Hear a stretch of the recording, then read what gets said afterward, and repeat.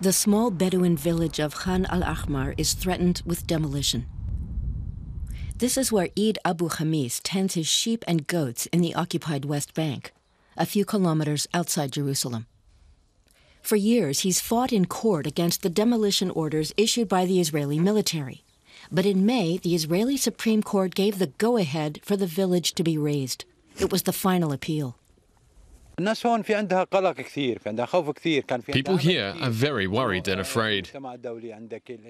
They were hoping that the international community would help them. But after everything that happened, they became frustrated and desperate.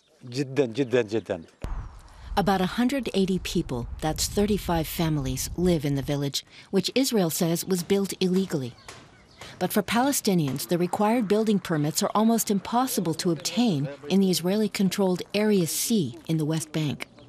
In its decision, and it's written and signed by 3 judges, that the only argument the court will deal with is the question if the buildings here and the school got building permits. And as we all know, they did not have building permits because the state was never giving building permits in Area C to Bedouins. So this is a way to push them out of here. But Israel has meanwhile approved more housing units in nearby Jewish settlements. Human rights groups say that moving the Bedouin population against their will amounts to forcible transfer, contrary to international law. I totally reject the allegation that this is a transfer of people in an occupied territory. The fact that the territory is disputed and that the status of this territory is not clear does not mean that people are allowed to settle wherever they want in an illegal way. The school, financed with European funds, will also be demolished.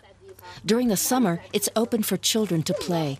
It's the only nearby school for most of them, especially the girls of the Bedouin communities scattered around the area. The residents will be relocated to a different site. Most villagers have already said they won't accept being forcibly resettled to a new location.